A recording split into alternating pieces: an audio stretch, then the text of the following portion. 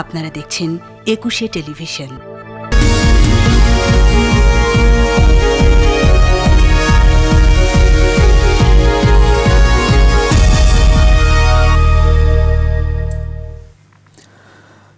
আবার আমন্ত্রণ বিজনেস সঙ্গে আছি রহমান রণ। দর্শক, দেশের ব্যবসা বাণিজ্য, অর্থনীতি ও শেয়ার বাজারের সর্বশেষ তথ্য স্বয়ংক্রিয় গ্রাফিক্স পদ্ধতিতে পরিবেশন করছে ২১শে বিজনেস। দর্শক, দেশের পুঁজি বাজারের এই মুহূর্তের খবরাখবর জানতে আমরা চলে যাচ্ছি ঢাকা ও চট্টগ্রাম স্টক এক্সচেঞ্জ স্টুডিওতে। ডিএসিতে আছেন মাহবুব রহমান এবং সিএসিতে আছেন রাজিউর রহমান।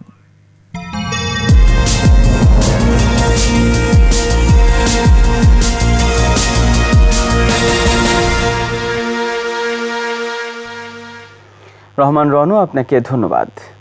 মিক্সড ট্রেন্ডের মধ্য দিয়ে চলছে এই মুহূর্তে ঢাকা স্টক এক্সচেঞ্জের লেনদেন। এই মুহূর্তে দেখা যাচ্ছে ডিএসসির প্রধান ইন্ডেক্সটি ব্রেক ইভেন পয়েন্টে রয়েছে, ৩৯৬৬ পয়েন্ট অবস্থান করছে এবং 30 ইন্ডেক্সটি 1 পয়েন্ট নেগেটিভ অবস্থানে থেকে দিনের এই মুহূর্তে ১৩৩১ পয়েন্টে অবস্থান করছে।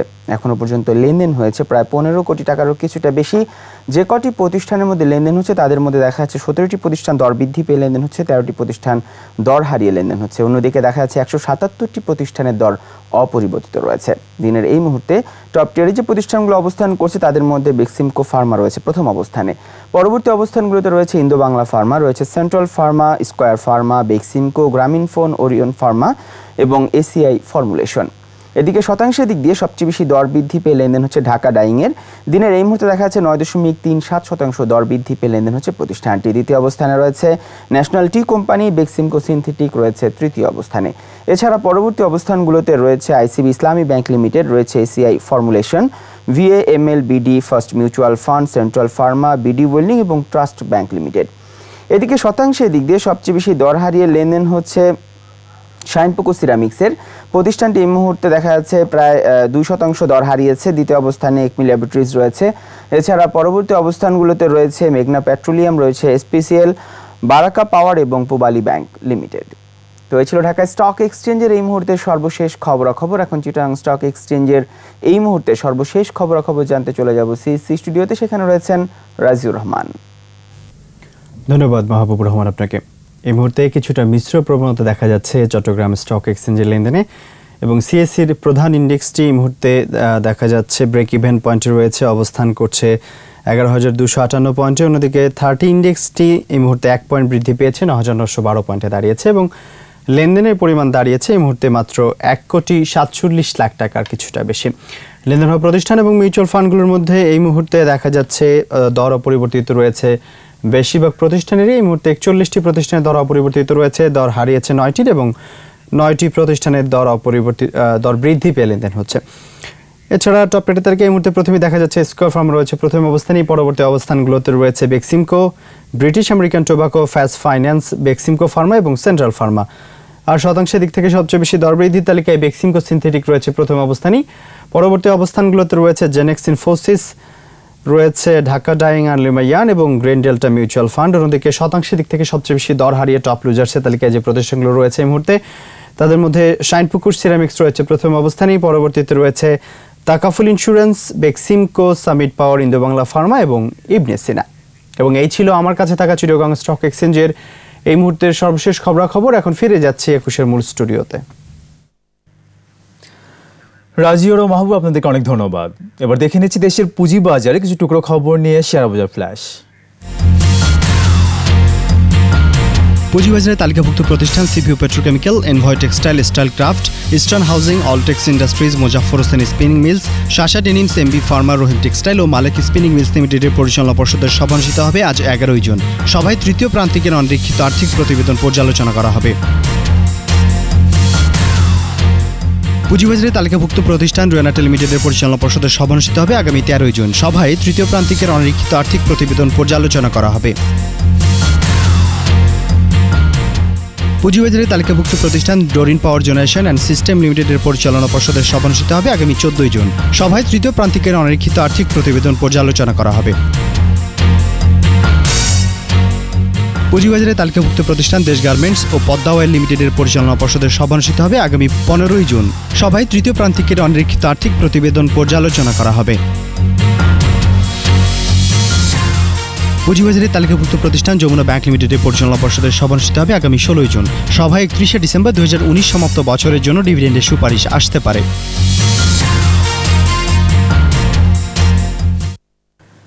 পুঁজিবাজারে তালিকাভুক্ত বেশ কয়েকটি কোম্পানি তৃতীয় প্রান্তিকের অনিরীক্ষিত আর্থিক প্রতিবেদন প্রকাশ করেছে। চলতি অর্থ বছর তৃতীয় প্রান্তিকে investment corporation of Bangladesh ICB share প্রতি আই বা ইপিএস হয়েছে 1 টাকা 33 পয়সা, সামিট অ্যালায়েন্স পোর্টের ইপিএস এসেছে 18 পয়সা, এডিএন টেলিকমের ইপিএস 36 পয়সা, ইন্দো বাংলা ফার্মাসিউটিক্যালসের ইপিএস হয়েছে 42 পয়সা। তৃতীয় প্রান্তিকে খুলনা পাওয়ার কোম্পানির ইপিএস এসেছে 67 পয়সা, বসুন্ধরা পেপার মিলসের ইপিএস 13 পয়সা, এসিআই লিমিটেডের ইপিএস হয়েছে ঋণাত্মক 5 টাকা 29 পয়সা, এসিআই ফর্মুলেশনসের ইপিএস এসেছে 65 পয়সা এবং তৃতীয় প্রান্তিকে ইউনাইটেড পাওয়ার জেনারেশন ইপিএস হয়েছে 2 টাকা 93 পয়সা। এদিকে অ্যাপেক্স স্পিনিং এর ইপিএস এসেছে 67 পয়সা এবং তৃতীয় প্রান্তিকে অ্যাপেক্স ফুডস লিমিটেড শেয়ার প্রতি আই বা ইপিএস হয়েছে ঋণাত্মক 5 টাকা 24 পয়সা। দর্শক, এখন রয়েছে দেশের পুঁজিবাজার পরিস্থিতি ও আসন্ন বাজেট প্রত্যাশা নিয়ে বিশেষ আলোচনা। আর এই আলোচনার জন্য আমাদের সঙ্গে যুক্ত হচ্ছেন আইডিএলসি সিকিউরিটিজ লিমিটেডের ব্যবস্থাপনা পরিচালক ও ডিএসসি ব্রোকারেজ অ্যাসোসিয়েশনের পরিচালক মোহাম্মদ সাইফুদ্দিন। দর্শক, আপনারা আমাদের সাথে আলোচনায় যোগ দিতে পারেন 81899259113938 নম্বরে ফোন করে। জনাব সাইফুদ্দিন, আপনাকে স্বাগত একুশে বিজনেসে। ধন্যবাদ আপনাকে রনা। কোভিড-19 এই অবস্থায়, এই দুর্যোগে আমরা দেখতে পাচ্ছি লেনদেনে কিন্তু আক্ষরিক অর্থে একটা খরা দেখা যাচ্ছে। আমরা জানি যে ফ্লোর প্রাইসের কারণে সেই নির্দিষ্ট দামের নিচে লেনদেন হতে পারছে না। তো এ কারণে গত এক যুগেরও ভিতরে আমরা বলতে পারি যে আলটিমেটলি এত কম লেনদেন আমরা দেখিনি। তো কিভাবে দেখছেন এই যে লেনদেনের খরাকে? ওকে রনো, ধন্যবাদ আপনাকে। মার্কেটের যে বিষয়টা আসলে কোভিড পূর্ববর্তী সময় থেকেই আমরা বিগত 3 বছর 18 সালে একটা মার্কেট আমরা দেখেছিলাম যে একটা পজিটিভ এক্সপেকটেশন মার্কেট নিয়ে ছিল। তারপরে মার্কেটের আপনার 18 থেকে 19 এবং 2 বছরেই তো আসলে মার্কেট 25% মতো পড়েছিল। তারপরে কোভিড এর এক্সপোজার থেকে আরো 10% মার্কেট পড়ে। মোট এই পর্যন্ত 3 বছরে কিন্তু 18 সাল থেকে 20 সাল পর্যন্ত মার্কেট কিন্তু 35% অলমোস্ট মার্কেট ফল করেছে। আর এদিকে আমরা 2010 এর পর থেকে যেটা দেখছি মার্কেটে কিছুটা আপ ডাউন হয়তো ছিল, কিন্তু গড়ে আপনার 450 থেকে 500 কোটি টাকা মার্কেটে ট্রেড ভলিউম হয়েছিল আর কি। কিন্তু এই কোভিড এর পরে এটা তো 100-150 কোটি টাকাও দেখলাম, 70-80 কোটি টাকাও দেখলাম আর কি। তো এইরকম একটা অবস্থাতে কোভিড-19 এর কথা বাদ দিলাম, বিকজ এটা আসলে সারা পৃথিবীতে একই জিনিস, আমরা সবাই এটার এই ঝুঁকিটার মধ্যে আছি। এখন এই মার্কেটের এটা কি অবস্থা দাঁড়িয়েছে আর কি মানুষের, এটা তো আর বলা বাহুল্য। আমরা এইটুকুতে দেখেছি যে আমাদের মার্কেট টোটাল মার্কেট ক্যাপিটালাইজেশন প্রায় 1,10,000 কোটি টাকা আপনার মার্কেট লুজ করেছে। লুজ করেছে মানে আপনার ক্যাপিটালাইজেশন ফল করেছে, তাদের ইনভেস্টমেন্টের ভ্যালু ডিমিনিশন হয়েছে। তো এইটা তো ডেফিনেটলি একটা সাফারিং তো বটেই প্রত্যেকটি ইনভেস্টর কমিউনিটির মধ্যে। সব ধরনের ইনভেস্টরই, আপনার যেমন ইনস্টিটিউশনাল ইনভেস্টর, মিউচুয়াল ফান্ড গুলো, রিটেল ইনভেস্টর, সকলেই কিন্তু সমানভাবে এবং যথেষ্ট বড় ধরনের ক্ষতির সম্মুখীন হয়েছে। এখন এটার ব্যাকগ্রাউন্ড তো অনেক কিছু ছিল, পার্টিকুলারলি কোভিড-19 এর বিষয় নিয়ে যদি কথা বলি, সেটা তো আসলে এটা সম্পূর্ণ হয় না। আগে থেকেই এই বিষয়গুলোর অনেক মেজারমেন্ট নেওয়া সম্ভব ছিল বা উচিত ছিল আর কি। সেখানে আমরা কারণ হিসেবে তো অনেক কিছুই বিভিন্ন সময়ে বলেছি, আপনাদের ইটিভিতেও অনেক সময় বলেছি, অনেক লেখালেখিও এসছে, ঢাকা ব্রোকারেজ অ্যাসোসিয়েশন থেকেও অনেক কিছু বলা হয়েছে। আর তার মধ্যে একটা বিষয় ছিল যেমন হাই কোয়ালিটি স্টক আমাদের লাস্ট 10 বছরে কিন্তু আসে নাই। তো এইটা খুব ইম্পর্টেন্ট, লার্জ ক্যাপ এবং হাই কোয়ালিটি যথেষ্ট ফ্লোটিং দিয়ে বিনিয়োগকারীদের জন্য থাকতে পারে, হয়তো মার্কেট আর একটু বেটার থাকতে পারতো। এখন এই অবস্থা পাঁচ তো আলোচনা করে লাভ নেই। এখন এই অবস্থার মধ্যে ধরা যাক নতুন কমিশন এখন জয়েন করেছে, এদের কাছে এক্সপেকটেশন আমাদের আছে, তার কারণও আছে বিকজ আমরা কমিশনকে যেভাবে এখন পর্যন্ত দেখেছি তাদের যথেষ্ট রেপুটেশন কিন্তু ছিল আগে থেকেই। আমাদের নতুন চেয়ারম্যান যিনি জয়েন করছেন ঢাকা বিশ্ববিদ্যালয়ে, উনি ডিন ছিলেন কমার্স ফ্যাকাল্টির। তো সেখানে এখানে বেশ যথেষ্ট রেপুটেশন ওনার আছে, ওনার অর্গানাইজিং ক্যাপাসিটি, উনি যথেষ্ট প্রিসাইজ অনেক কিছুতেই। উনি শোনে মানুষের কথা। সুতরাং আমাদের এক্সপেকটেশন আছে ওনাদের কাছে যিনি সবকিছু বুঝবেন, জানবেন। যদিও রেগুলেটর হিসেবে দায়িত্ব পালন করা এই ক্যাপিটাল মার্কেটে, পার্টিকুলারলি আমাদের মতো ক্যাপিটাল মার্কেটে কিন্তু যথেষ্ট বড় চ্যালেঞ্জিং। এখানে তাদের অনেক স্টেক হোল্ডার আছে, অনেক ভেস্টেড ইন্টারেস্ট আছে, হ্যাঁ, এবং তাদেরকে ফেন্ড অফ করে মার্কেটের পুরো মানে অপারেশনটাকে বা ফাংশন গুলোকে যথার্থভাবে করতে যাওয়াটা খুব চ্যালেঞ্জিং এর মুখে কিন্তু আছে। এখন আমরা শিওর কোভিড-19 পরবর্তী সময়ে বা এগুলো হয়ে ইজি আপ হলে পারে, তখন আমরা তাদের সাথে মিট করব, কথা বলবো, জানাবো আমাদের কনসার্ন গুলো, এবং আমার বিশ্বাস আর কি তারা অনেক ভালো করতে পারবে আর কি। এক্ষেত্রে বিদেশি বিনিয়োগ, সেই সাথে বড় বিনিয়োগকে আকৃষ্ট করতে তো আমাদের আসলে মৌলভিত্তি বড় পেইড আপের আসলে কোম্পানি দরকার। তো সেক্ষেত্রে কতখানি প্রত্যাশা থাকবে নতুন কমিশনের কাছে? হ্যাঁ, আমাদের সবচেয়ে প্রথম যে প্রত্যাশাটা থাকবে, এটা আসলে শুধু কোভিড-19 বলে না, সিকিউরিটি এক্সচেঞ্জ কমিশনের সাথে হাই কোয়ালিটি স্টক এই মার্কেটে লিস্টেড করার জন্য তাদেরকে সেভাবে ইনসেন্টিভাইজ করা কোম্পানিগুলোকে, এবং এটাকে ইজি করা, এইটা হচ্ছে অত্যন্ত জরুরি। এখন ধরেন পলিসিগত সাপোর্ট দিয়ে তো অনেক কিছু হয়তো করা যায়, কিন্তু শুধু পলিসিগত সাপোর্ট না, এখানে আরো অনেক কিছু হয়তো লাগবে। বিভিন্ন স্টেক হোল্ডারকে এঙ্গেজ করা। আমি জানি না সিকিউরিটি এক্সচেঞ্জ কমিশন বা বাংলাদেশ সিকিউরিটি এক্সচেঞ্জ কমিশন, যে কোনো রেগুলেটরের কিন্তু আপনার তাদের রেগুলেশন এস্টাবলিশ করার সাথে সাথে কিন্তু এই দায়িত্বগুলো থাকে। তো সেখানে তারা বিভিন্ন কমিউনিটিকে এঙ্গেজ করে, বিজনেস কমিউনিটিকে এঙ্গেজ করে, বাংলাদেশের অনেক বড় বড় যে সমস্ত কর্পোরেট হাউস গুলো আছে, লিস্টেড নয়, অনেক ভালো রেভিনিউ এবং কর্পোরেট গভর্নেন্স ভালো আছে, তো তাদের সাথে একটা এঙ্গেজমেন্ট প্রোগ্রাম করে, আমাদের ডিবিএ আছে, তারপরে ঢাকা চেম্বার আছে, তারপর স্টক এক্সচেঞ্জ আছে, তারপর বিভিন্ন ট্রেড বডি গুলো আছে, এই সমস্ত সবাইকে যদি এঙ্গেজ করে এই কাজগুলোকে সামনের দিকে এগিয়ে নিতে পারে রেগুলেটর হিসেবে, সেই জায়গাগুলোকে আমরা বেশি সাধুবাদ জানাবো। এটা খুব অত্যন্ত প্রয়োজন। বিভিন্ন ধরনের রেগুলেশন তো ধরেন আছে, সেটা আরেক কথা, কিন্তু তার চেয়ে সবার আগে দরকার হাই কোয়ালিটি স্টক মার্কেটে লিস্টেড হওয়া প্রয়োজন। তো সেইটা একটা বিষয় আমি মনে করি। বিদেশি বিনিয়োগকারীদের জন্য যেটা বাংলাদেশের যে মার্কেট স্ট্রাকচার, সেই স্ট্রাকচারে অ্যাকচুয়ালি 8-10টা কোম্পানি ছাড়া কারেক্ট কর্পোরেট গভর্নেন্স এবং তাদের যে রিস্ক এপিটাইট, সেই রিস্ক এপিটাইটটা স্যাটিসফাই করে না বাকিগুলো। সুতরাং এই মার্কেটে স্ট্যাবিলিটি আনতে গেলে পারে ইনস্টিটিউশনাল ইনভেস্টরকে যদি আমরা আকৃষ্ট করতে চাই, দীর্ঘ সময় যদি তাদেরকে রাখতে চাই, তাহলে এই ব্যাপারটা সবচেয়ে বেশি ইম্পর্টেন্ট। আপনি দেখেন যে জিপির পরে আর কোনো কিন্তু সিগনিফিক্যান্ট কোনো কোম্পানি বাংলাদেশে লিস্টেড হয়নি আমাদের। তার মানে কি আমাদের লার্জ কর্পোরেট নেই? অফকোর্স আছে। আপনি look at liver, Unilever one of the largest consumer in the country, এবং কনজিউমার একটা কোম্পানি যদি বাংলাদেশে লিস্টেড না থাকে, তাহলে অ্যাকচুয়ালি সাধারণ বিনিয়োগকারী কিন্তু বাংলাদেশের যে পোটেনশিয়াল আছে, যে অপরচুনিটি গুলো আছে, সেটা থেকে কিন্তু বঞ্চিত। হ্যাঁ, এখানে সরকারের একটা সাবস্টেনশিয়াল শেয়ার আছে ইউনিলিভারে, এবং ইউনিলিভার নিজেদের আছে শেয়ার, দুজন মিলেই, সরকার এবং তারা মিলেই কিন্তু একটা অংশ কিন্তু বাংলা বাজারে লিস্টেড করতে পারে। তারপরে রবি তো আসবে, আমি শিওর আরো এর মধ্যে, সে তো কাজ অনেকখানি এগিয়ে গেছে আমার ধারণা। আর এছাড়া অনেক ফার্মাসিউটিক্যাল আছে, যে সমস্ত যেমন ধরেন অপশনিন আছে, তারপরে আমি এরকম আই ক্যান নেম মেনি, যে সমস্ত কোম্পানিগুলো কিন্তু বাংলাদেশে লিস্টেড হওয়া, আমি মনে করি অনেক গ্রুপ আছে, যে সমস্ত গ্রুপগুলো কিন্তু অনেক বড় লার্জ কনগ্লোমারেট বাংলাদেশে, সে সমস্ত কনগ্লোমারেট গুলো বাংলাদেশে আসা উচিত।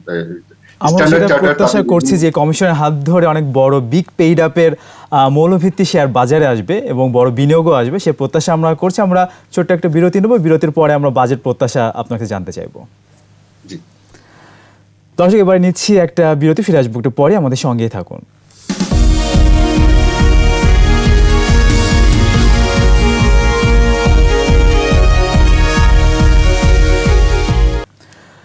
আবার স্বাগত কৃষি বিজনেসে।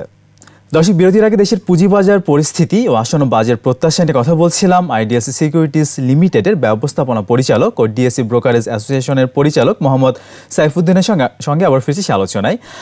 মোহাম্মদ সাইফুদ্দিন, আমরা জানি যে আজকে 5,68,000 কোটি টাকার বিশাল বাজেট উত্থাপন হবে। তো সেক্ষেত্রে আমাদের পুঁজিবাজারের জন্য আপনি ডিবির একজন নেতা, প্রত্যাশা কি থাকবে আপনার? ওকে, পুঁজিবাজারের জন্য প্রত্যাশা তো আসলে অনেক কিছু আছে। আমার 3 ধরনের প্রত্যাশা আছে। একটা হচ্ছে এক ধরনের আর্থিক প্রণোদনা দেওয়া আশা করি। তারপরে ধরেন রাজস্ব প্রণোদনা কিছুটা প্রয়োজন, আবার একই সাথে কিছু সাংগঠনিক প্রণোদনাও প্রয়োজন। তো আইনগত বা সাংগঠনিক প্রণোদনা। আর্থিক প্রণোদনার মধ্যে আপনি জানেন যে আজকে এই অবস্থার মধ্যে থেকে ব্রোকারেজ কমিউনিটি কিন্তু দে আর সাফারিং লাইক এনিথিং। আপনি আইদার ইন্ডিভিজুয়াল ছোট ব্রোকার কিংবা বড় ব্রোকার সকলেই কিন্তু অত্যন্ত সাফার করতেছে, তাদের লার্জ পুল অফ এমপ্লয়ি, তাদের বেতন, এবং এখানে কোনো ট্রেড নাই, কোনো ব্যবসা নেই, রেভিনিউ নেই, কিন্তু আপনি দেখেন যে সবাই কিন্তু তাদের সবাইকে দিতে হচ্ছে। তো এটা স্বাভাবিকভাবে হয়তো এটা জাস্টিফাইডও বটে, মানে কিছু দিতে হবেই, ঝুঁকিটা নিতে হবে, কিন্তু সেটা কতদিন?